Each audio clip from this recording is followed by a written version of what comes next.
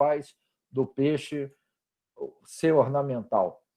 Se você perguntar para a maioria das pessoas, vão falar que o ornamental é um peixe colorido, né, como esse que vocês estão vendo na foto. Geralmente ele é um peixe que tem alguma característica assim bem agradável ao nosso olhar, né, como esse, por exemplo, né? Algumas pessoas podem ficar até um pouco nervosas vendo essas bolsas aqui debaixo dos olhos do peixe, mas a gente até fala que é um peixe que tem uma expressão humana, né? Parecem duas bochechas, essa criancinha bochechuda. Outros peixes dessa linhagem, isso é um peixe japonês, é o primeiro peixe ornamental a ser bem dominado, a ser domesticado. Uma outra característica, né, como a gente está vendo, que são peixes pequenos. Aqui um gourami, que não é um peixe tão pequeno, um peixe de aproximadamente 1 quilo. O que faz um peixe ser ornamental? Qualquer peixe que alguém tenha interesse em adquiri-lo e não seja para matá-lo, para comer o peixe, é um peixe ornamental. Então, desde um pequeno peixe colorido que você bota no aquário, até um tubarão que está dentro de um aquário público, ele é um peixe ornamental. Então, nós temos uma série de espécies que em alguns países são ornamentais e em outros não. Por exemplo, esse gourami gigante, ele é muito consumido na Ásia como peixe de corte. No Brasil ele é um peixe ornamental, na Europa ele é um peixe ornamental. A nossa pirarara é um peixe ornamental no Japão. Aqui no Brasil é um peixe de corte, um peixe de pescaria. E o peixe que o empreendedor, né, o produtor de peixes ornamentais busca produzir é esse aqui, né, a garoupa, né, da nota de 100. Esse é o mais difícil da gente produzir. Tentar dar um painel para vocês, depois a gente começa um bate-papo, mas a gente tem diversos níveis de produção de peixes ornamentais no Brasil. Então, essa atividade ela tem muitos níveis diferentes de tecnificação. Ela ocorre tanto em meio urbano como em meio rural. Nós temos aproximadamente 4.800, 4.500 produtores de peixes ornamentais. Aí já é mais fácil falar o que é um peixe ornamental do que o que é um produtor de peixes ornamentais. Porque nós temos muita gente que é produtor eventual. Às vezes ele obtém desovas e vende os filhotes, como uma pessoa, por exemplo, que tem um casal de cachorros em casa e que, quando eles dão cria, faz comércio com esses filhotes e ofere algum rendimento. E temos os que nós chamamos de produtores profissionais. São as pessoas que realmente estão continuamente no ramo e têm na atividade ou a sua renda principal ou uma das principais rendas que o sustenta. Então, nós observamos em meio rural algumas pisciculturas bastante rudimentares, caracterizadas por pequenos tanques, como esses que a gente vê aqui no canto superior esquerdo da imagem, aqui também no canto superior direito. Então, isso é muito comum, era muito comum, principalmente até a década de 90, 2000. Né? De lá para cá, essas atividades, pelo menos, essas instalações, pelo menos, começaram a ganhar uma tela antipássaro, uma proteção com sombrite. O peixe ornamental, geralmente, ele nada devagar, ele é muito chamativo, colorido, tem uma natação mais lenta, então ele é muito predado por aves aquáticas. Também a gente observa alguns produtores que têm propriedades com uma característica, digamos assim, dos tanques que parecem mais tanques de peixe de corte. Essa aqui é uma propriedade na zona da Mata Mineira, a gente observa tanques de 2.000, 2.500 metros quadrados. Né? Geralmente, esses tanques grandes são para a produção de peixes ornamentais mais resistentes. Não é porque o peixe é ornamental que ele é propriamente sensível ao manejo. Alguns peixes são até bem resistentes e podem ser cultivados assim. Essa propriedade hoje também é totalmente coberta por tela antipássaro, por sombrite, para evitar predação. Em outras propriedades, a gente já vai observar uma tecnificação maior. Talvez algumas pessoas não entendam de pronto o que a gente está vendo na imagem, mas essa linha diagonal pontilhada de branco que corta a foto, ela é a linha provocada pelas bolhas que saem da mangueira de aeração. Então, você tem aqui um compressor com uma mangueira de aeração. É interessante a gente observar também que tem um muro aqui no fundo da imagem. Não vemos a tela antipássaro, mas também é um tanque cercado para evitar predadores. Tanques com aeradores, né? Aqui está parecendo muito uma produção de tilápia, de camarões, mas é comum nos grandes produtores de peixes ornamentais a gente vê uma situação como essa. Principalmente quem trabalha com japonês, com carpas, que são peixes de grande porte, que você tem uma produção maior, uma produção com uma massa mais significativa, então se utiliza mais esses tanques escavados, isso é bastante comum nessas propriedades. Aqui a gente observa também uma outra situação bastante comum, que é a utilização dessas piscinas, desses tanques pré-moldados. Então, aqui são piscinas de 4.000 litros, que muitos produtores têm utilizado. A gente observa aqui uma estufa, né? Um ambiente climatizado. Então, nós temos uma diversidade muito grande de estruturas, de tanques. Aqui, tanques de concreto, né? Nesses tanques aqui, especificamente, o que vocês estão vendo são carpas de linhagem. Né? A carpa ornamental a gente chama de Nishikigoi, ou koi apenas. Então, nós observamos aqui as fêmeas, várias linhagens diferentes. É um animal que reproduz 1 ou 2 vezes por ano, num período bastante curto. Então, ficam machos e fêmeas separados. Na época da reprodução, o produtor junta esses animais, ou pode fazer uma desova induzida também, se assim o quiser, com bastante critério, porque o preço do indivíduo depende muito das características deles, da variedade. Aqui numa foto, para a gente poder observar um pouco mais, né? Uma carpa aqui no centro, essa toda branca, com a cabeça vermelha, é uma Tanchô Corraco, uma carpa bastante procurada no mercado, essa carpa toda branca. Carpas tricolores, como essas aqui, vermelha, preta e branca, que são shows. Então, você tem as diversas linhagens e ter os animais dentro dessas características o torna mais valorizado, você vai obter um retorno melhor. Essa propriedade é interessante, né, porque apesar de serem tanques escavados, grandes, a gente observa aqui um controle de qualidade de água, né, o peixe ele é um pouco mais sensível do que os peixes de corte, a consanguinidade, a endogamia nas carpas ornamentais é muito maior do que nos peixes de corte, então nós temos um lote de animais, digamos assim, que é um pouco mais sensível do que os seus irmãos de corte. Então, é preciso ter um controle melhor de qualidade de água, oxigênio, observação. Aqui a gente vê um microscópio, que eles estão sempre muito preocupados em observar parasitas de brânquia, outras análises de água.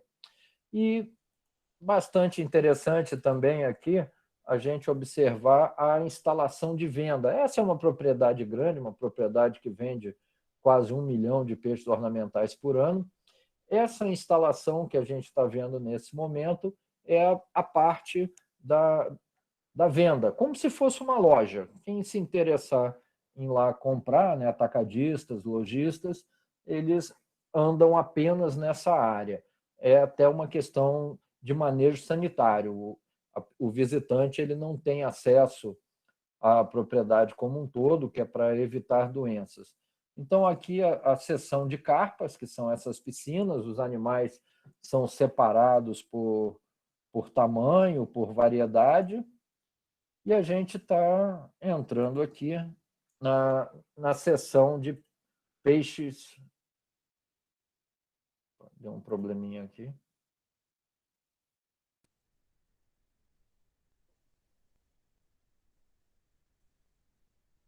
O vídeo deu uma travada. A internet é complicado às vezes.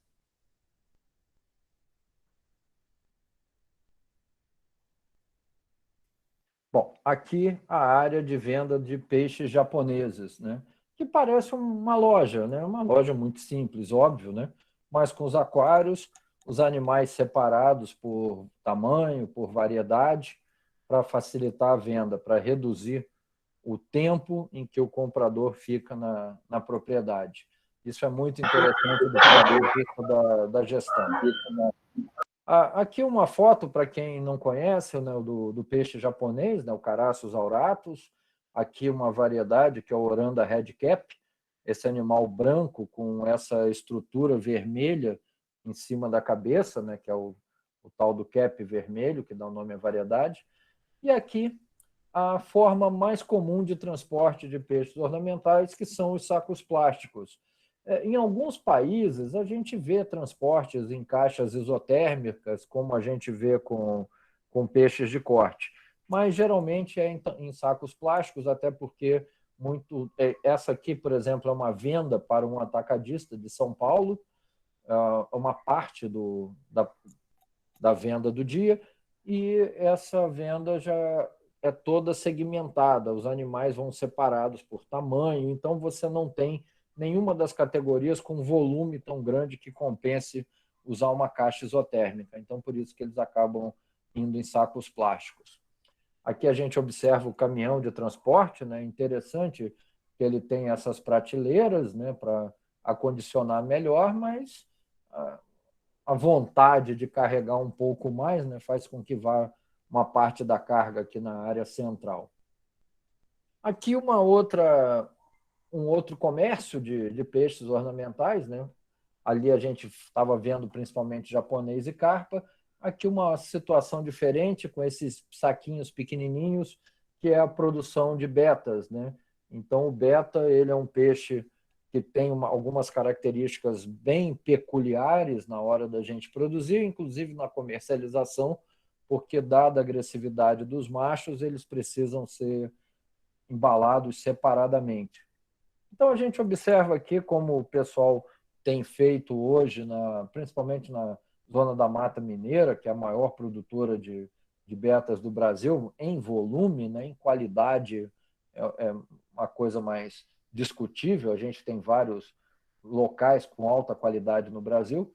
Então, desde estruturas simples, como tanques de bambu forrados com lona plástica, tanques escavados, a gente observa aqui algumas estufas melhores, né, com concreto a lona preta servindo para reter a água, mas principalmente estruturas com climatização, né, estufas para manter a temperatura. Isso é fundamental, e é fundamental também evitar predadores. Aqui uma visão de uma propriedade de médio porte. Essa propriedade hoje ela comercializa ao redor de 45, 50 mil machos de beta por mês e mais um certo volume de fêmeas. A produção de fêmeas é menor, o comércio de fêmeas é menor. É interessante, eu não sei se vocês repararam nas fotos anteriores, o pessoal engorda os peixes, né, faz o crescimento final dos machos para evitar as brigas, em garrafas PETs amarradas umas às outras. E a garrafa PET, então, ela acaba sendo muito utilizada, é um produto que eles acabam tendo muita facilidade de acesso e passaram a usar a garrafa também na reprodução. Aqui no canto superior direito, a gente vê algumas garrafas com uma folhinha de amendoeira para o beta fazer o ninho. A garrafa está pintada com cal para que um peixe não veja o outro. No canto superior esquerdo, a gente já consegue observar uns pontos amarelados, digamos assim, no meio do ninho, são os ovos. E aqui, já com as desovas, né, e essa tela preta para reduzir a quantidade de luz, para ter mais conforto para os filhotes nos primeiros dias. Então, é um processo bastante simples, mas há uma necessidade de seleção muito forte, é imperativo, o mercado exige um peixe muito bom. Então, apesar de parecer um processo muito simples, em vez de um aquário de reprodução, é uma garrafa PET, mas olha a qualidade dos peixes que estão sendo produzidos. Essas fotos são de peixes da última propriedade que a gente viu, aquela das estufas. Uma outra espécie também muito produzida é o guppy. O guppy já é uma espécie que a gente tem que parar para falar um pouquinho sobre ele, né? São muitas espécies, não dá para falar de todas. Nós temos mais de 2.000 peixes ornamentais que são cultivados no mundo, a maioria deles de água doce, mais de 90% de água doce, e desses 2.000 peixes, quase 2.000 peixes ornamentais, mais da metade é cultivada no Brasil. O guppy é interessante porque ele é um peixe mais cultivado, digamos assim, em ambiente urbano do que rural. No ambiente rural, geralmente são linhagens mais resistentes, peixes que não têm um padrão, às vezes, tão bonito como esses que nós vemos, mas que têm uma boa conformação, são peixes que têm um bom tamanho. Em ambiente urbano, nós temos os criadores especializados que mantêm essas linhagens mais puras. Ciclídeos africanos também são peixes bastante curiosos, porque são animais... tem um ciclídeo aqui que não é africano, agora que eu reparei, o cribensis, que é esse aqui do centro-esquerdo, do centro-direito, desculpa, da foto, mas os outros são africanos, e são peixes que gostam da chamada água dura, água com um pouco de sal, com bastante calcário, bastante cálcio, bastante magnésio. Então, nós temos produtores excelentes desses peixes na região litorânea do Nordeste. Uma coisa interessante, que talvez alguns tenham se perguntado, é como, então, vamos alimentar? São um monte de espécies diferentes, exigências diferentes. No mercado, a gente encontra essa grande variedade de ração. Ração para aquarismo, não para produção de peixes de corte. Na produção de peixe de corte, geralmente a gente usa as rações que a gente costuma usar para peixes ornamentais. Só que a gente utiliza as de alto desempenho, que geralmente são rações melhores. A parte de reprodução é uma coisa que chama muito atenção. Boa parte dos peixes ornamentais são de desova natural, de reprodução natural, reproduzem sem a necessidade de hormônios, mostrando aqui a carpa com a sua desova na raiz do aguapé. Opa, voltou. O socolofe, um ciclídeo africano, que incuba os ovos na boca, como faz a tilápia, mas algumas espécies não desovam em água parada. A gente tem aqui em cima uma bote alorrachata, embaixo um lábio bicolor, à direita um lábio frenatus. Esses peixes precisam ser hipofisados. Então, da mesma forma que a gente faz a hipofisação do pacu, do tambaqui, a gente vai fazer com um lábio, uma bote, só que são peixes que pesam 15 gramas, 20 gramas. É um processo mais delicado, mais cuidadoso, mas ele segue mais ou menos os mesmos parâmetros que a gente utiliza para peixes de corte. A larvicultura é um caso à parte que é bom a gente falar um pouquinho para entender o seguinte: quando tem uma reprodução de peixes ornamentais, as larvas que nascem, você dentro daquele seu plantel, dependendo da espécie, que tem características especiais, tem nadadeiras maiores, tem uma coloração diferenciada.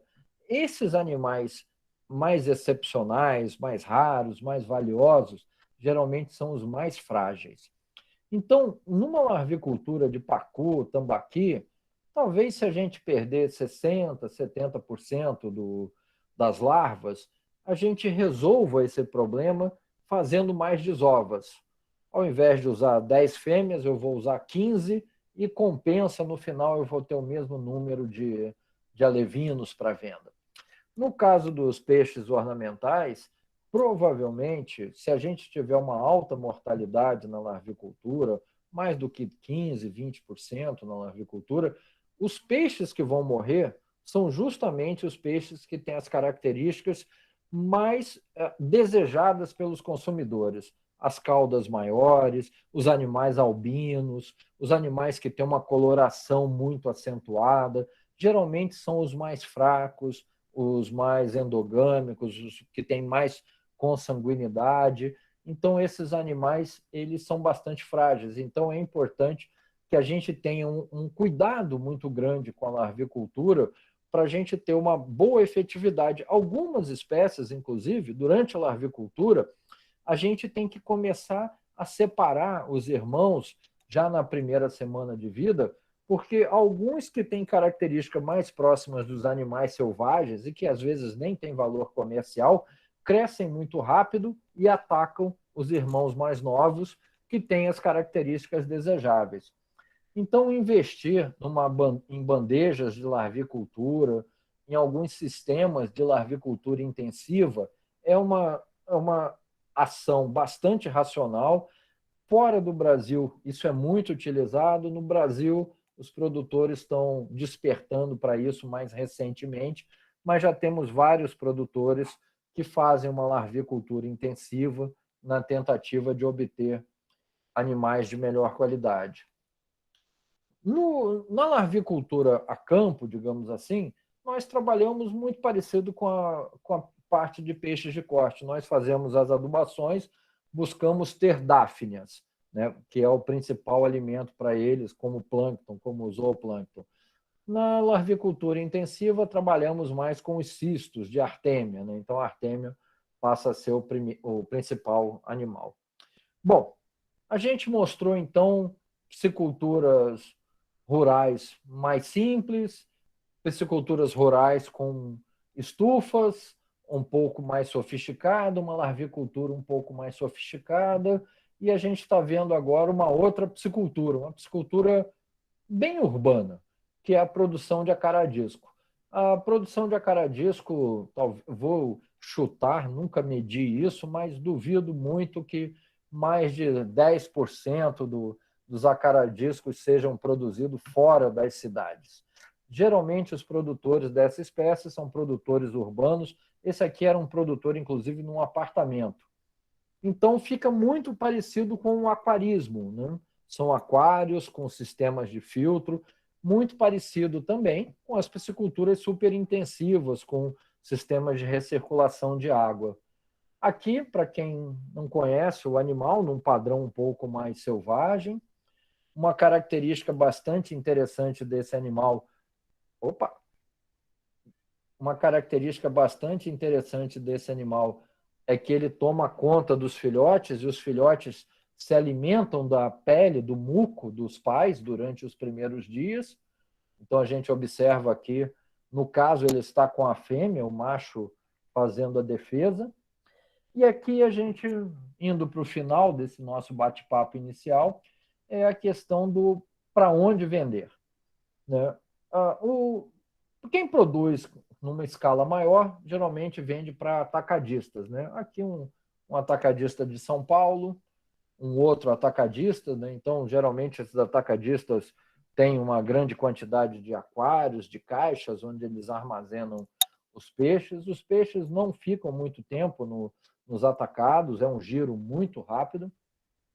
É interessante que também existem atacados em áreas rurais, né? Esse aqui é um atacado em Vieiras, num distrito chamado Santo Antônio do Glória, que ele tem 3 pequenas propriedades produzindo peixes ornamentais, e na propriedade de melhor acesso, ele montou essa estrutura para facilitar a venda. E como funcionou bem, ele passou também a comprar de alguns vizinhos, principalmente que estão em regiões de difícil acesso, estradas de terra, estradas ruins, e então ele agrega a produção desses vizinhos. E o produto final a gente vai encontrar aqui nas lojas, nas feiras, né? Há um outro mercado que eu não coloquei uma imagem aqui, que vocês conhecem bem, que é o mercado de internet, principalmente para os peixes de maior valor agregado. Por exemplo, quando a gente fala de um acaradisco de padrão intermediário, um animal de 7, 8 centímetros, eu estou falando de um peixe de pelo menos R$ 60. Se for de padrão bom, talvez eu esteja falando de 150, R$ 200.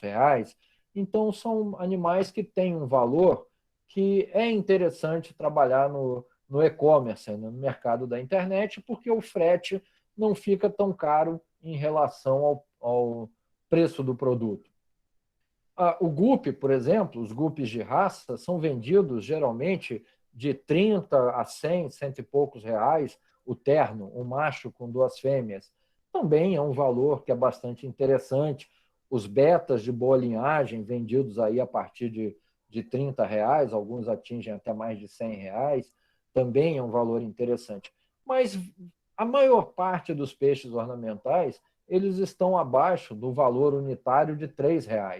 E aí o frete, principalmente quando a gente fala de SEDEX ou transporte aéreo, tem um impacto muito grande e acaba inibindo essa venda. Então, atualmente, a gente vê nas lojas diversas espécies, inclusive as espécies que têm padrões mais sofisticados, como o beta, o gupe, o acaradisco, mas os peixes de boa linhagem dessas espécies, raramente a gente vai ver nas lojas. A gente percebe que eles ficam transitando pelo e-commerce. Só para finalizar, algumas fotos de um dos laboratórios que nós temos lá na universidade, um laboratório pequeno, mas que a gente faz bastantes experimentos com peixes ornamentais, com alguma coisa com peixe de corte nessa unidade também, algumas fotos dos nossos discos. Aqui uma área externa que nós temos, com alguns tanques em sistema australiano, estamos terminando essa área. Bom, eu acho que para dar início à nossa conversa, era isso que eu queria apresentar para vocês. Bom, então vamos passar a parte aqui de perguntas, né? Vamos botar aqui no chat. Eu vou passando as perguntas, o Manuel. Claro. Vamos lá. Qual espécie de peixe pequeno você recomendaria para dar início à criação, que seja de maior facilidade no manejo e que tenha uma resistência boa e seja bem procurado pelo mercado? Olha, o mercado de peixes ornamentais, vou usar uma expressão da roça, ele é novidadeiro. Qualquer novidade ele gosta. É um mercado da novidade, é um mercado do belo. E é um mercado que, assim como nas roupas, a gente percebe que algumas modas vão e vêm. Alguns peixes somem e depois voltam. Por exemplo, respondendo a pergunta, né? Porque está enrolando, falou 2 minutos, não falou nada. Mas respondendo a pergunta, por exemplo, o gupe é um peixe interessante, porque você começa com animais de valor intermediário e você, à medida que vai ganhando mercado, você pode ir melhorando a qualidade, comprando alguns animais melhores, e tem os dois mercados, são muito bons. Produzir muitos guppies de qualidade boa, mas sem um padrão que a gente identifique qual que é a variedade, ou seja, imagina cachorro. É mais ou menos como falar assim, cachorro bonito que não é de raça tem mercado. É isso que acontece no guppy. O guppy bonito, mas que eu não sei de que variedade é, de que raça é, ele tem um bom mercado. E o guppy que eu vejo que ele tem uma característica de determinada variedade e ele está bem dentro do padrão, também tem um bom mercado. Então, o guppy é um peixe legal. Por exemplo, existe uma molinésia, que é a Molinésia velífera albina, ela estava sumida do mercado, voltou há uns 2 anos atrás, mas não voltou com muita força. A gente não tem nenhum produtor bom, até porque ela é um peixe complicado, ela gosta de uma água muito salgada, gosta de um pouco de sal na água. Então, ele é um peixe que tem algumas características que, às vezes, a pessoa que começa a criar não se atenta, faz uma boa produção inicial e depois perde. Mas você não tem bons produtores hoje, bons produtores que eu digo assim, que produzam em volume, não estou me referindo à qualidade da pessoa em si. Então, a Molinésia albina, o guppy, são peixes interessantes para começar, que são os poecilídeos, né? Que vão desovar naturalmente. Alguém perguntou da espada-lira. A espada-lira também, bons espadas, é difícil a gente achar no mercado, principalmente os espadas albinos estão sumidos. Então, também tem que pensar no tamanho. Você tem uma área para produzir 100 peixes, 200 peixes ou 10 mil peixes? Aí a gente vai dar respostas diferentes. Certo. A outra pergunta, se a zona da Mata Mineira é a maior produtora de peixes ornamentais do país? Olha, eu acho que ainda é.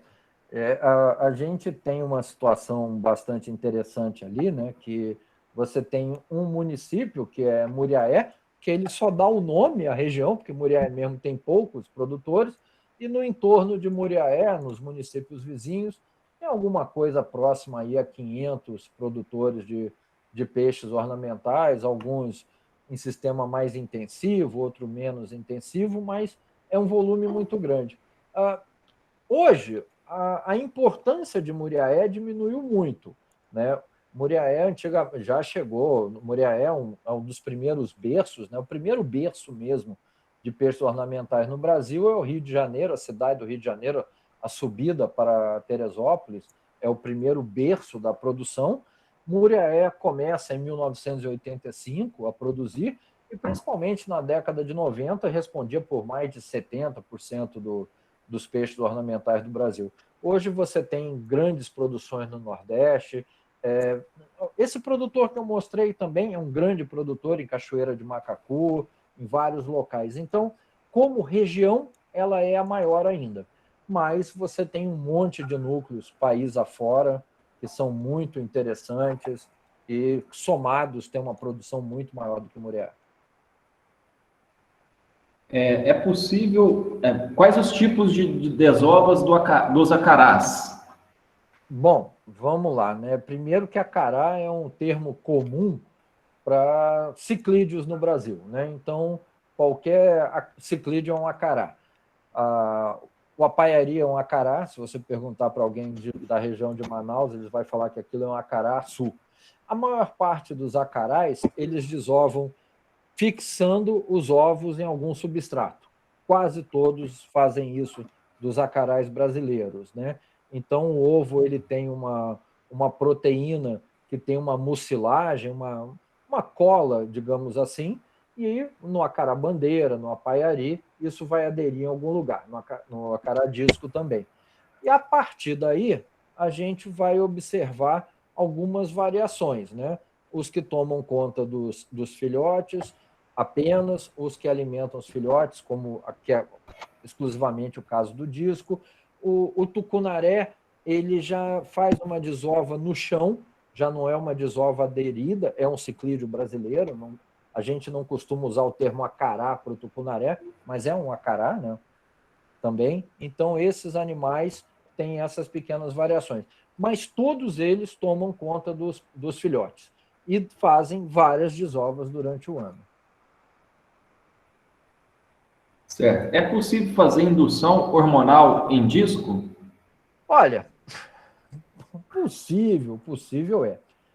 Talvez a metade da pergunta que o colega ou a colega não fez é: e se fizer, vai dar bom resultado?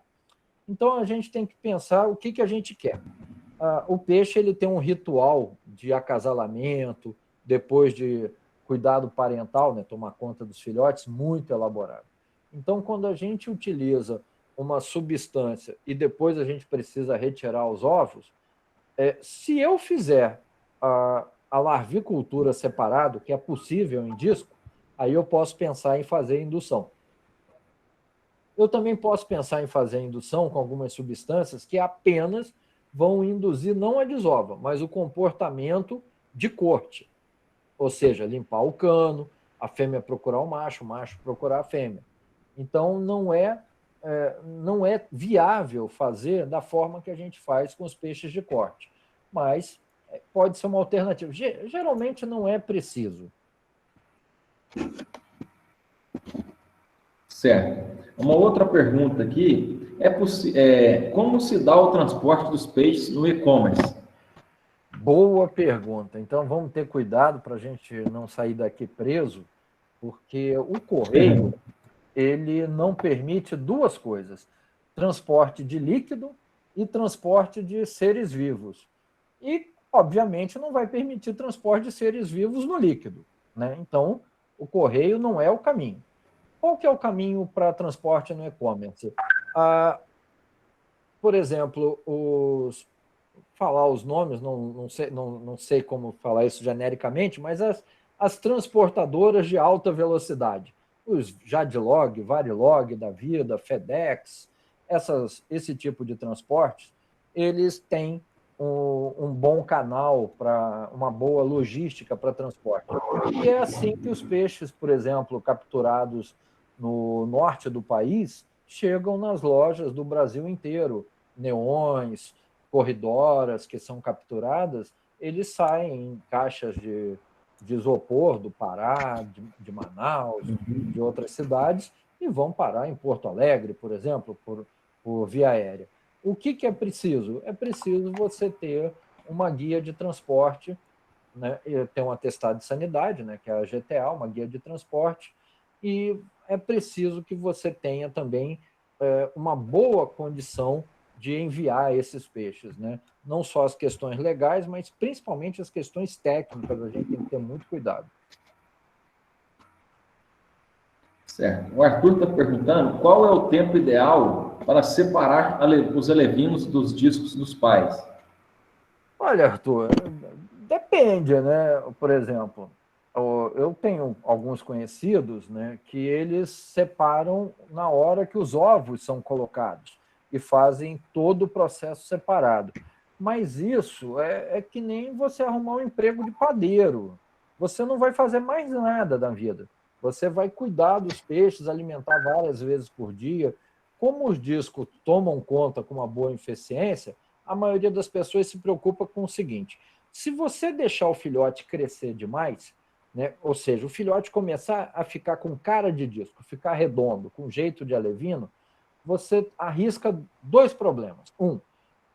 A fêmea entrar em ovulação novamente e matar os filhotes. Ela vai querer desovar de novo, aquele monte de filhotinho começa a estressar e ela sai matando todos. Esse é um risco. O outro risco, existem dois parasitas, principalmente um, que é o Dactylogyrus, que é um parasita que fica na brânquia dos peixes, que é muito comum que infeste. Às vezes o acaradisco ele não apresenta nenhum sintoma, o adulto ele está bem, mas tem um pouco do parasita. E à medida que ele vai alimentando os filhotes vão sendo parasitados. Quando vai chegando ali a gente fala em nascimento, que é quando sai do ovo, o peixe começar a nadar e subir nos pais. O peixe sobe nos pais lá pelo 6º dia de vida, 7º dia de vida. Mais ou menos com 10 dias depois que subiu nos pais, você começa a perceber que um ou outro filhote começa a ficar com um comportamento diferenciado. Mais ou menos com 30 dias de vida, uns 25 dias que subiu no pai, vários filhotes podem começar a morrer, que é o que o pessoal fala que é a síndrome dos 30 dias. Na verdade, o animal está com dactilogírus. Então, já que você vai tratar, era melhor já ter retirado esses filhotes, até para você não ficar intoxicando sempre os pais com vários tratamentos desnecessários. Então, normalmente, a gente tira os filhotes por volta de 10 dias depois que eles começam a comer o muco dos pais. Certo. Só reforçando aqui, pessoal, eu estou colocando aqui a página do DPAqua, entre as perguntas e outras, vai ser colocado aqui, tem um linkzinho para emissão do certificado e também tem um canal, a palestra vai ser colocada após essa aula especial, vai ser colocado nesse canal, tá? Tem algumas aí já de outras espécies também, então o Adriano Carvalho Costa vai ser colocado aqui nesse canal. Então, vou deixar aqui, vamos para a próxima pergunta. Os padrões das cores faz com que agregue mais ao peixe ornamental? Olha, sim. Principalmente cores raras, digamos assim. É uma situação... É até difícil de explicar. Agora eu gaguejei. Mas, por exemplo, o beta, né? Eu estou vendo aqui a foto de um amigo meu de velha data, o Reinaldo, que conhece muito de beta, me fez lembrar do beta. As pessoas torcem para ter um beta negro. É muito difícil ter um beta negro. Quando você acha que tem um beta negro, o beta, na verdade, é cinza, é azul escuro, negro, assim, um carvão. Até hoje, ninguém conseguiu um beta realmente negro. Um beta quase negro, enquanto um beta bom vale 50, 60 reais, se você tiver um beta bem negro ou quase negro, ele vai valer pelo menos 200 reais. A Molinésia negra vale 30 centavos. Mas por que o pessoal gosta do beta negro e não gosta da Molinésia negra? Porque beta negro ninguém tem. Molinésia negra é fácil. Então, é uma coisa estranha isso, né? Algumas cores, em alguns peixes, são consideradas valiosas, em outros não, principalmente por serem comuns ou raras. Mas, independente de serem comuns ou raras, por exemplo, vamos voltar para o disco, que nenhuma cor é tão rara ou é tão comum, né? A não ser o marrom, o selvagem. Mas no disco também são ondas, né? Começou a faltar disco azul no mercado. Até pouco tempo atrás, um ano mais ou menos, todo mundo queria produzir vermelho, porque o mercado pagava melhor pelo vermelho. Aí o mercado começou a pagar melhor pelo azul. Um monte de gente que eu conheço se livrou das matrizes vermelhas e está produzindo disco azul. Daqui a pouco vai ter uma enxurrada de disco azul no mercado. Então, a gente tem esses dois aspectos. A cor ser rara para aquela espécie e a cor estar em falta naquele momento. Próxima aqui, pergunta. A piscicultura ornamental pode ser uma alternativa para a agricultura familiar? Olha, eu acho que talvez eu tenha errado a mão na apresentação, porque como eu fiz questão de mostrar diversos níveis, né, alguns produtores maiores, talvez eu não tenha conseguido dar uma ideia da realidade que mais de 2/3, talvez mais de 75% dos produtores de peixes ornamentais são do que nós poderíamos chamar de atividade familiar. Nem sempre poderíamos chamar de agricultura, porque às vezes é meio urbano. E é bastante interessante, por exemplo, você tem, na maioria das situações, por exemplo, selecionar peixes, é algo trabalhoso, detalhado, mas não é uma coisa que tenha a necessidade de uma força física grande. Então, não é como passar a rede num tanque com lama, num tanque grande de peixes de corte, que você vai fazer força. Então, na verdade, aquele olhar mais apurado, ele é muito interessante. Não querendo ser sexista, mas infelizmente, eu acho que a maioria dos meus colegas homens tem um olhar menos apurado do que o das mulheres. Então, a gente observa que a atividade como familiar é muito interessante. Para pessoas também que têm algum comprometimento motor, também, muitas vezes você tem situações em que você consegue trabalhar sentado na piscicultura ornamental, então você consegue agregar muitas pessoas jovens, e o jovem também é muito interessante, porque como tem a questão do e-commerce, eu vejo que os jovens que trabalham com peixes ornamentais, eles acabam ficando muito na questão do comércio, né? Porque com e-commerce ou sem e-commerce, a pessoa que vai comprar o peixe quer ver uma foto, quer ver um vídeo, quer ver algo pelo WhatsApp. Então, é um conjunto de mídias que os mais jovens dominam melhor, principalmente no meio rural, do que os mais velhos. Eu acho que no meio urbano também não é tão diferente. Certo. O Wellington Ribeiro Teixeira pergunta, já pensou ou foi testada a masculinização do beta com metiltestosterona? Sim, devido ao valor agregado no mercado? Já foi feito, já fizemos alguns trabalhos, eu mesmo já fiz alguns ensaios. Até respondendo, ampliando um pouco a fala do Wellington, né? No beta comum, o beta, digamos assim, sem padrão, a fêmea é vendida por 10 a 20 centavos, o macho por R$1 a R$2. Nos betas de alta linhagem, é que o preço da fêmea sobe, porque ela também carrega as características genéticas que são desejadas. Então, mas realmente sempre o beta, o macho, é bem mais valorizado que a fêmea. E é interessante a gente pensar nessa questão da masculinização. Só que no beta tem um probleminha. A gente observou no beta que houve um efeito maior digamos assim, de anabolismo, ou seja, o peixe cresce muito rápido, fica muito magro, não fica com uma característica tão boa. E houve uma quantidade muito grande de intersexo, né? Animais que ficaram entre machos e fêmeas. Então, o resultado acabou não sendo muito satisfatório. Atualmente, alguns produtores usam, né, essa técnica, e enquanto em tilápia a gente tem 95%, 97% de machos, às vezes até mais, em beta ficamos aí na casa dos 80%, 80 e poucos por cento. O beta, na fase inicial, ele não come ração com facilidade, e esse é um dos grandes problemas. Agora, existe a técnica, não sei se vocês conhecem, do banho de metiltestosterona, que você pode tentar. Mas para o produtor rural, que é onde a gente trabalhou, essa técnica é um pouco mais complicada, e não é que seja mais complicada, mais perigosa para ele se intoxicar. Bom, a próxima pergunta é do Anderson Reis Rodrigues. Peixes de água salgada ornamentais têm a mesma resistência de peixe de água doce? Pergunto isso porque moro em Porto Velho e não sei se seria viável trazer para o comércio.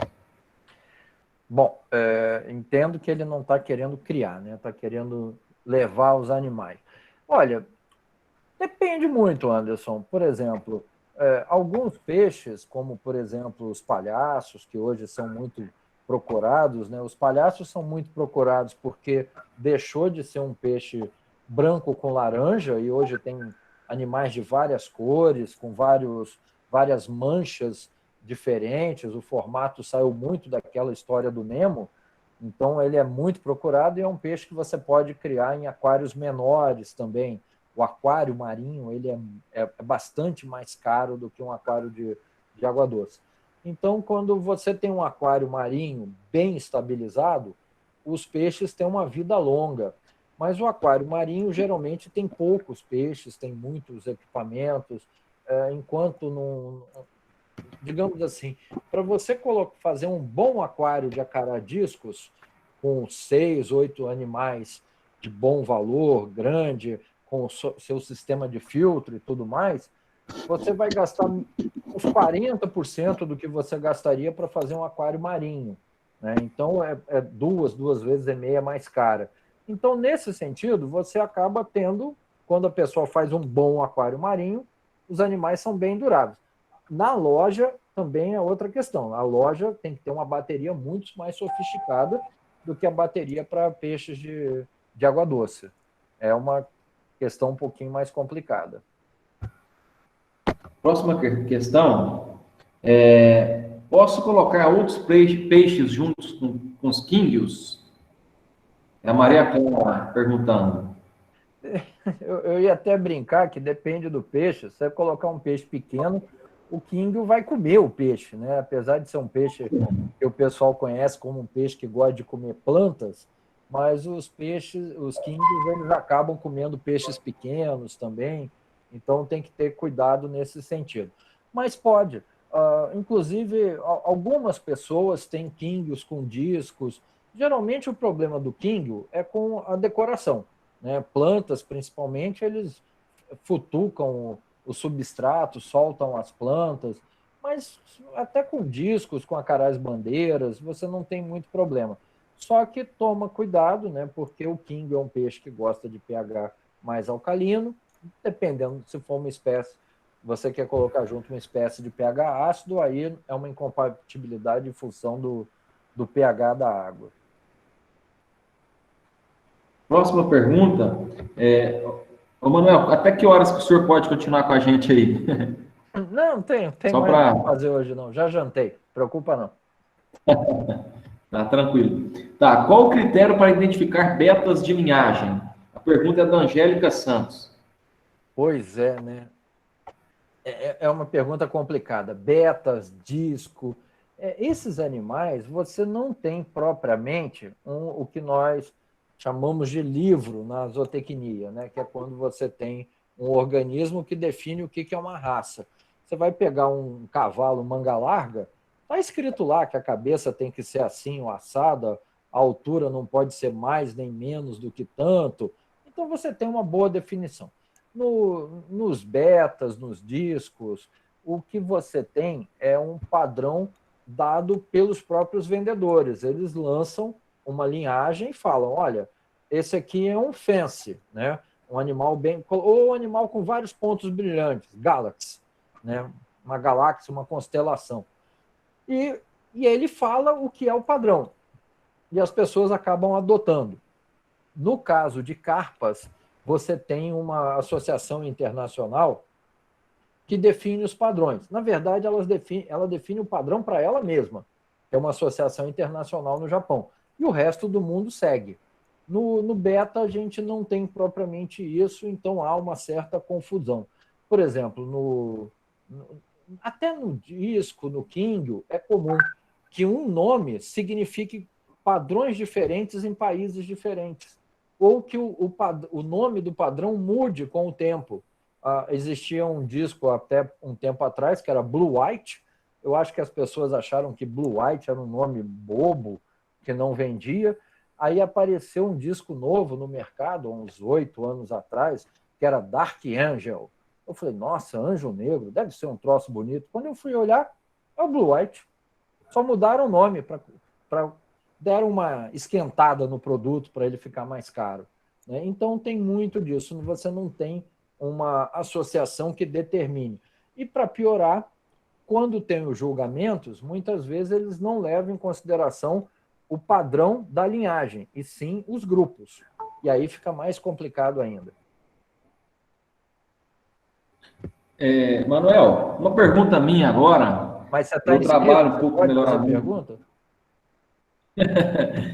Uma pergunta, uma curiosidade que eu tenho, porque ano passado fui chamado para dar uma palestra sobre animais de laboratório. E muito diferente de animais de melhoramento, a gente preza pela variabilidade no programa de melhoramento genético, dependendo das espécies. Já para animais de laboratório se busca uma endogamia, e aconselhava em ratos aí, em camundongos, e até acasalamento de indivíduos aparentados, irmãos mesmo, para poder ter locus homozigose. Cerca de 99% dos locus homozigose quando você tem acasalamento de filhos após 20 gerações. Como o senhor vê isso, um comparativo, vamos falar disso para experimentação e melhoramento para produção em relação aí para definição de linhagem, raças? Olha, primeiro, eu achei bem interessante.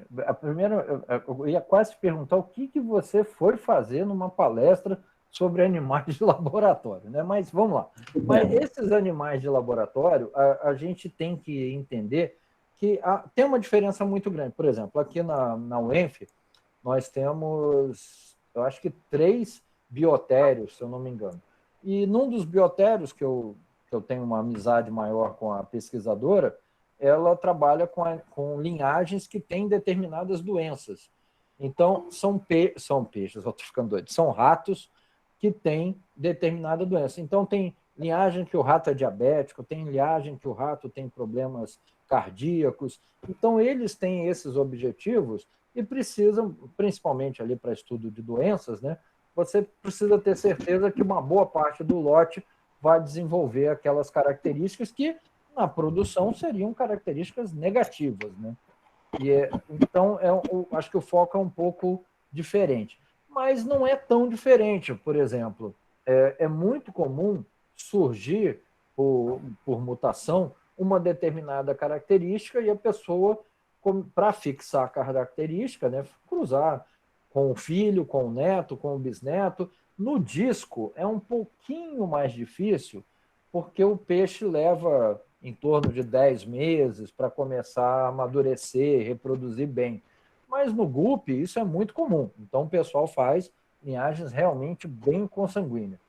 Só que o problema que a gente vê, principalmente em peixes, é que você começa a ter uma série de pequenos defeitos que são muito frequentes. Por exemplo, alteração do tamanho do opérculo ou a genesia de opérculo, né? O opérculo não se formar e a branca ficar exposta. O que eu tinha uma linhagem de lambari que não tinha opérculo e os meus alunos achavam até bonito, né? O peixe com aquele pompom vermelho para fora, mas o animal vivia muito pouco. Deformações na coluna, falta de olho, então é bastante comum também peixe sem olhos. Então eu vejo que quando a gente aumenta muito a endogamia, essas características que fazem com que o valor do animal saia de R$ 5, R$ 30 para zero, elas começam a ser muito frequentes. Então, é um problema sério. Mas, ainda assim, se trabalha com uma endogamia razoavelmente mais alta do que no peixe de corte. Então, você tem aqui, nos plantéis, você tem aí 30%, 40% de homozigose. Bom, próxima pergunta aqui. Ainda sobre transportes, pergunta do Cláudio William. Ainda sobre transportes, as empresas responsáveis por levarem os peixes utilizam aeradores? São utilizados sacos? Tenho muita curiosidade de saber. Olha, geralmente, né, não sei se ele viu a foto do caminhão, mas a foto do caminhão tem uma coisa engraçada, porque está lotado de sacos na estante, no corredor central, e tem uma garrafa de oxigênio. Só que o cara fecha o caminhão e não abre, ele vai embora. Eu até falo, aquela garrafa eu acho que é tipo uma simpatia. Se esquecer a garrafa, vai dar alguma coisa errada. Não sei nem se ele bota oxigênio naquela garrafa. Mas o que as pessoas fazem você já tem uma certa expertise do transporte, então você coloca o número de peixes, às vezes você coloca algumas substâncias para tranquilizar o animal, coloca oxigênio, geralmente saco duplo, né, para caso ele fure, e você vai ter uma viagem aí de meio, 2 dias. Viagens muito longas, viagens internacionais, é comum que a gente chama de repacking. Então, é comum que em alguns países eles mandam peixes para um determinado ponto intermediário, onde o peixe é reembalado. Então, a água é trocada, é colocado oxigênio. Se houver necessidade de alguma substância adjuvante do transporte, ela é colocada. Hoje em dia, no Brasil, o pessoal gosta muito de melaneuca, já se usou muito óleo de cravo. Tem essas substâncias. Essa substância é colocada, ele é reembalado e segue viagem. Mas, geralmente, o saco plástico, quando bem colocado, ele dura 3, às vezes até 4 dias. É óbvio que ele ocupa um volume muito grande. Se tivesse numa caixa isotérmica, era muito mais fácil. O problema é a variabilidade de produtos que vão. É muito comum, mesmo num produtor especializado como o que eu mostrei, que é mais carpe japonês, na verdade ele tem 6 espécies, mas carpe japonês é 90% do que ele vende. Mas ainda assim a pessoa tem as linhagens diferentes, os tamanhos diferentes e não quer agregar os animais numa mesma caixa para não ter problema. Mas poderia usar as caixas. Vamos lá. Professor, o senhor acha que o mercado de peixes ornamentais pode ser influenciado pelo cenário pós-pandemia? Como? A pergunta do Beturbo, da Quaresma. Olha, eu vou te falar uma coisa. Para minha surpresa, o mercado de peixes ornamentais ele está indo muito bem durante a pandemia. É uma coisa até engraçada. Agora, é preciso entender, né, quando a gente vai estudar esses cenários, com o que ele compete. Quando eu comecei, e tem esse colega meu que está aqui, o Reinaldo, acho que ele me conhece desde que eu tinha uns 13 anos de idade. Aí, no final da adolescência, eu já criava peixe há muito tempo, você começa a ter outros interesses, né? E a praia é mais interessante, às vezes, do que mexer com peixe ornamental, e aí você depois acaba voltando para o hobby. Então, é a fase de vida, é o lazer, as outras atividades. É lógico que à medida que as pessoas vão morando em apartamentos e não em casas com grandes quintais, o aquário ele começa a ser uma opção de ter um pouco da natureza dentro de casa. Então, você tem fatores positivos e negativos, né? Como você teve agora uma redução das possibilidades de lazer, eu percebo que muita gente que já tinha aquário começou a comprar mais peixes, então o mercado está até bastante aquecido, ele está indo muito bem. E como ele já navegava no e-commerce e muitas lojas foram para o delivery, ele continuou indo muito bem.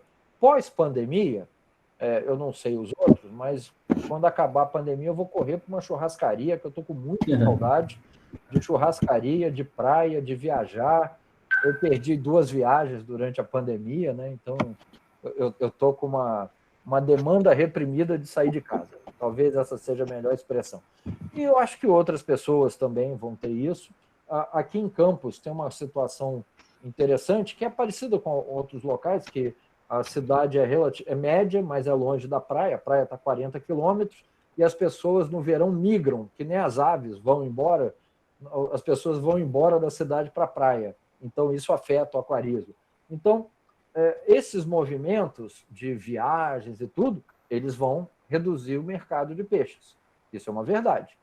Então, vai depender muito de como que a gente vai sair da pandemia. A gente vai sair para um outro normal, em que não vai dar para ter balada toda semana, e você vai ficar um pouco mais em casa, já vai melhorar o peixe.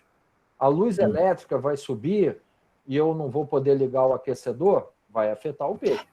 Então, a gente tem que pensar nessas questões. Mas eu acho que é uma das coisas que se manteve bem e é um mercado bastante aquecido.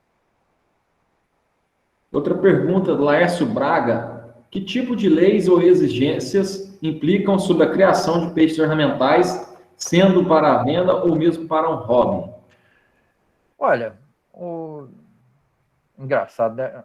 O cara é meu amigo e me faz uma pergunta complicada. Mas vamos lá. O Laércio, ele é um hobbyista, um entusiasta de São Gonçalo e é um dos que capitania um grupo de disco muito interessante. O que você precisa? Se você tiver em meio rural, você precisa da outorga da água. É a primeira coisa. Você precisa de um registro de aquicultor. Também é obrigatório. Você precisa de um estudo de impacto ambiental do que você está criando e você só pode criar o que é permitido. Então, essas são as legislações básicas. E dependendo do que você vai criar e da quantidade de comércio, você precisa ter um responsável técnico que faça a chamada RT, anotação de responsabilidade técnica da propriedade.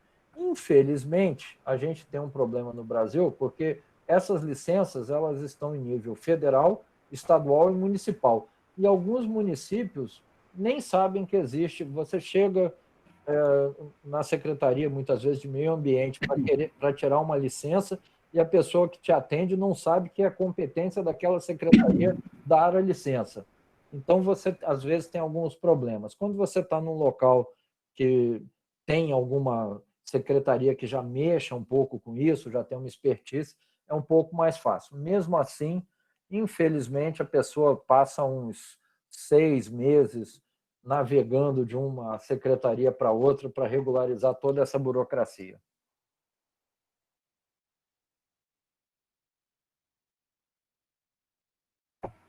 Opa, a pergunta agora é do Rodrigo Guedes. Briga entre discos recém-chegados no aquário, tem alguma sugestão para evitar essas brigas? Ou tinha 2 e chegaram outros 2? Foi nesse sentido. Como evitar brigas? Disco é um peixe territorialista, né? É mais ou menos quando quem tem filho pequeno e leva para o jardim de infância, a recomendação é não ver as crianças na sala de aula, que é que nem bicho. Elas vão tentar estabelecer ali, tem o mais tímido, o mais agressivo, o dominante, é uma coisa meio caótica. O acaradisco é a mesma coisa. Ele, depois que alguns animais começaram a dominar o território, eles não aceitam bem a intromissão de outros. É óbvio que se você está falando de um macho territorialista e uma fêmea disposta a acasalar, ele aceita bem. Só que, geralmente, no disco é a fêmea que escolhe o macho. Então, também, se aquela fêmea não escolher o macho, vai virar uma grande guerra dentro do aquário. E você não tem, às vezes, muito o que fazer. O que você tem para fazer é pegar o animal mais agressivo, mais territorialista e retirar por um tempo. deixa que os outros vão estabelecer seus territórios, depois você introduz ele. E aí os outros vão estar mais seguros dentro do aquário e você vai conseguir equilibrar um pouco. Mas, principalmente, se o tamanho for muito desigual, essas brigas podem levar à morte. E no disco a gente sempre fala, se a briga for face a face, animal bocando o lábio do outro, isso é briga para formar casal. Não é perigosa. O complicado são aquelas pancadas na lateral do corpo, principalmente jogando o peixe para cima. Essas são as brigas para tentar matar o adversário. Então, essas é que a gente tem que ficar de orelha em pé. Certo. Pergunta agora do professor doutor Antônio Carlos Silveira. Como você observa o mercado de espécies nativas brasileiras de comércio para abate sendo utilizadas para ornamentação? E quais dessas espécies você acredita ter mais sucesso como peixe ornamental? Olha, eu acho que é um mercado de nicho. Eu acho que nenhuma dessas espécies de corte que nós temos hoje, elas têm um grande potencial para ornamentação. Do que nós temos no Brasil, a gente tem uma questão histórica, né? O pessoal do Projeto Pacu, por muito tempo, reproduzia o surubim-lima, que é um surubim pequeno, com uma listra horizontal, e reproduzia ele basicamente para fins de ornamentação. A pirarara tem um mercado muito bom, né, como jumbo. Então, assim, dentro do setor de jumbo, a gente vai ver o tucunaré, a pirarara, o surubim tendo um mercado. O próprio pirarucu tem um mercado, inclusive peixe de abate dentro do Brasil, como são muitos Brasis, né?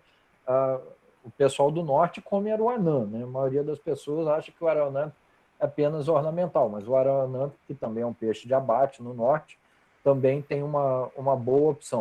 Mas são sempre esses animais ligados ao aquarismo jumbo, que apesar de ter crescido muito, ainda é uma fatia muito pequena no Brasil. Então, eu vejo que é uma venda acessória.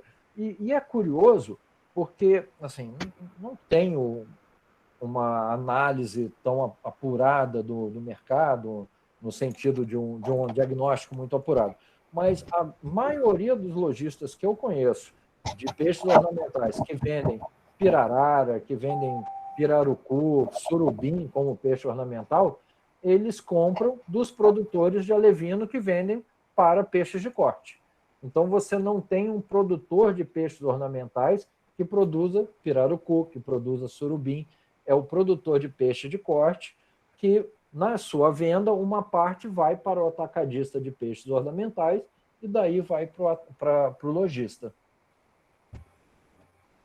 Mais duas perguntas, para a gente estar encerrando. No período de crise devido à pandemia, crise econômica no Brasil, como podemos pensar em fomentar algo para comercialização de peixes ornamentais em tempos difíceis como estamos hoje? Olha, a comercialização de peixes ornamentais no Brasil, eu acho que ela tem dois sérios problemas. Um está ligado, obviamente, ao fato de que é um hobby, né? E um hobby, por definição, já é algo caro, né? Alguém que esteja com problemas para colocar comida na mesa não vai desperdiçar recursos com o hobby. Então, a gente está falando de uma fatia da população e não da população inteira. Além disso, existe um outro problema sério no Brasil, que é a falta de informação ou a dificuldade de obter informações. Temos muitas lojas boas, mas temos muitas lojas que não são boas no país. Então, o aquarista iniciante, ele vai lá, compra um aquário, monta e daqui a pouco o aquário não funciona. Eu sempre brinco com os meus alunos, quando eu ministro uma disciplina de peixes ornamentais, além das de corte, e eu pergunto quantos tem aquário, quantos tem peixes ornamentais em casa. São pouquíssimos. Aí eu faço uma pergunta diferente. Quantos já tiveram um aquário ou sabem que o pai teve um aquário, tem um aquário parado na garagem? Quase todos. Uma boa parte, até porque são pessoas da classe média. Então, muita gente entra e sai do hobby. Tem uma decepção e sai. Para esse hobby crescer, para essa atividade econômica crescer, eu acho que, basicamente, ela não precisa se preocupar em captar novas pessoas. Ela tem que se preocupar em fazer com que as pessoas permaneçam no hobby. Que a pessoa compre o aquário, monte o aquário, o peixe fique vivo. Parar com essa noção de que é interessante o peixe morrer porque ele vai substituir. É interessante que o peixe fique vivo e é interessante para o lojista não vender um aquário, mas vender o segundo, o terceiro, o quarto aquário, porque essa pessoa que tem 2, 3, 4 aquários, ela recebe a visita de alguém e a pessoa fica encantada, fala, nossa, dá trabalho? Não, aqui ó, tenho 4, se tiver bem equilibrado, funciona bem, aí um amigo dele entra no hobby. Mas o que é mais comum é você ouvir o comentário de alguém, o aquário dá trabalho, eu tive, não deu certo. Então, eu vejo que a, a enxurrada de novas pessoas, ela é o bastante para fazer o hobby crescer. O que tem que se preocupar é em evitar que as pessoas saiam. Certo. Outra pergunta aqui. Existe algum hormônio para indução de reprodução de acará disco? Olha, depende muito do que a gente está falando, né? Mas, por exemplo, o próprio GNRH, ele é um hormônio bastante interessante porque ele aumenta o recrutamento de ovogônias, ou seja, faz o disco ter uma desova maior, e ele interfere pouco, né, nessa questão do cuidado parental. Ele vai estimular o disco a ter uma reprodução natural. Então, é um hormônio muito interessante. O que tem que ter muito cuidado quando você for tentar induzir disco é lembrar uma coisa que é simples, muita gente conhece, mas muita gente não faz, que é sedar o animal para que ele se estresse menos. Você pode usar um sedativo natural, como óleo de cravo, eugenol, por exemplo. O animal vai ficar sedado, você vai fazer a indução, você vai colocar ele de volta no aquário, ele vai se recuperar rapidamente. Mas se você pegar o disco, que é um peixe que tem uma memória longa, e simplesmente enrolar ele numa toalha úmida, fazer a hipofisação ou fazer a indução hormonal com GNRH e colocar no aquário, você vai ter um peixe que vai ficar por várias horas deitado, amuado, estressado, e isso afeta a expressão desses hormônios.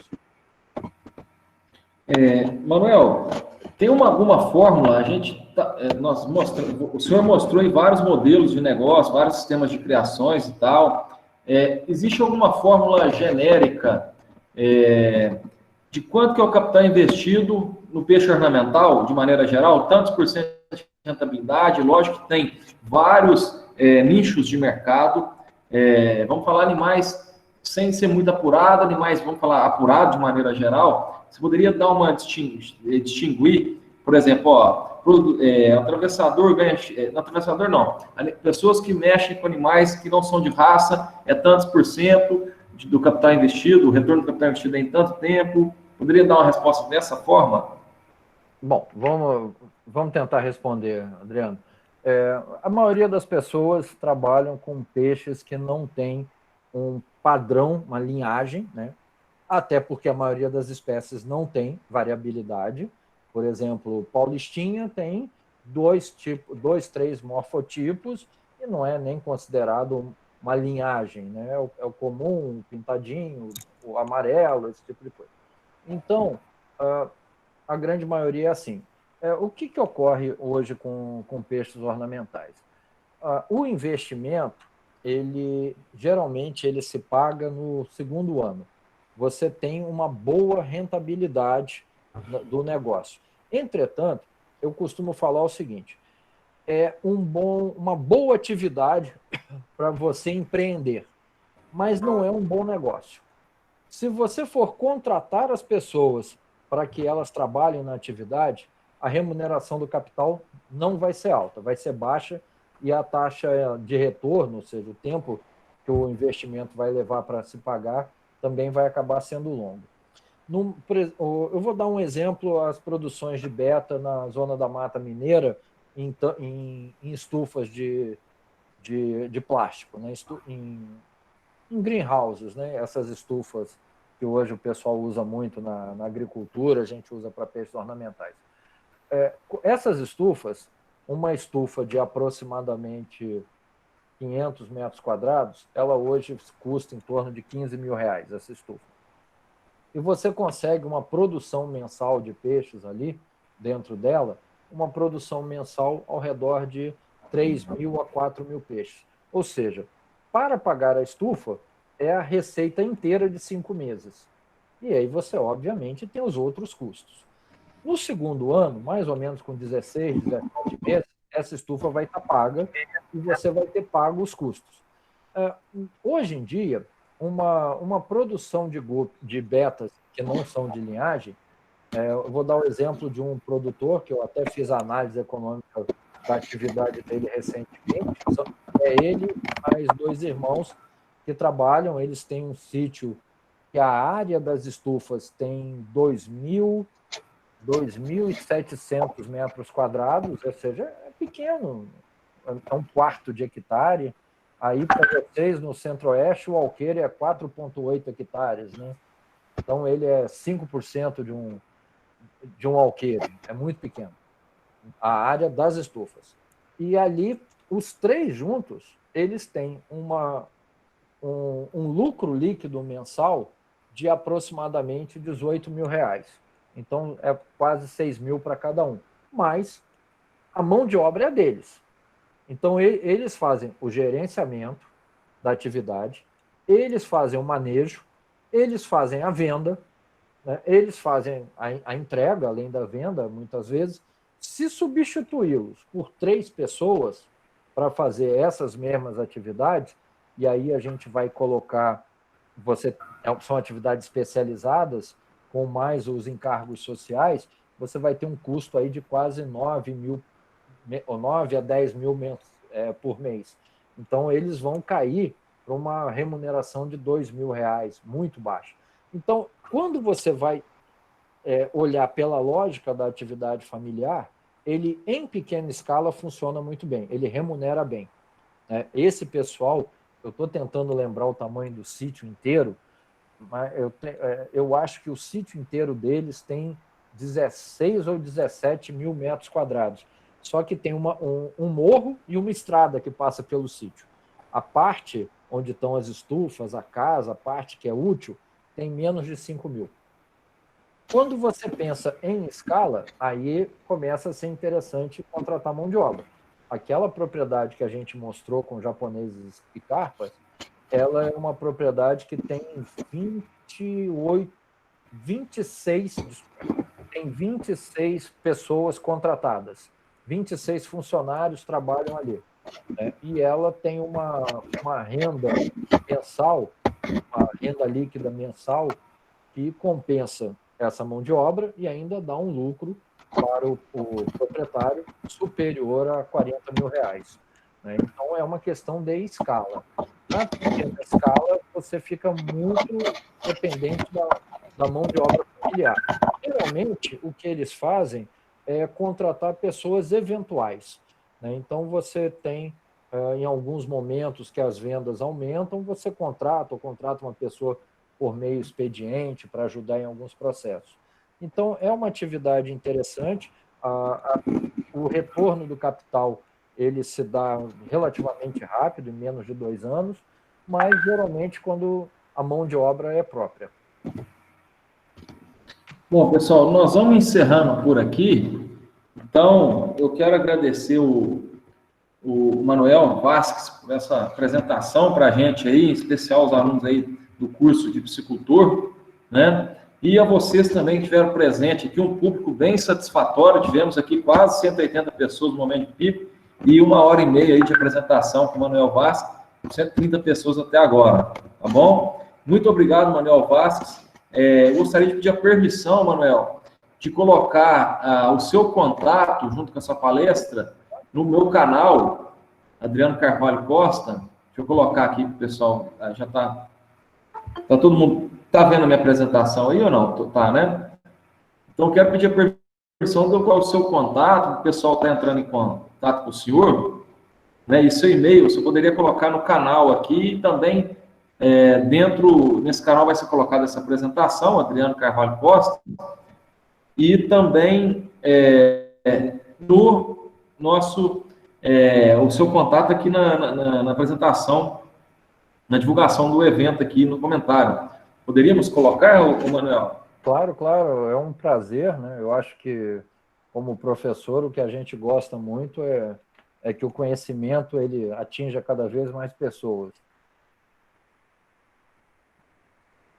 Bom, então, essas perguntas que vocês fizeram, infelizmente, não puderam ser respondidas.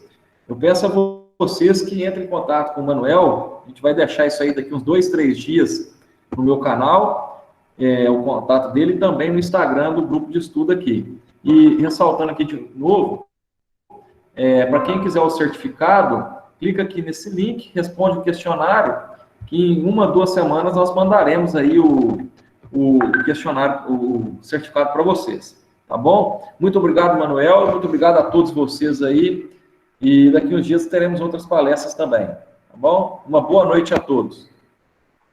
Boa noite, foi um prazer participar com vocês.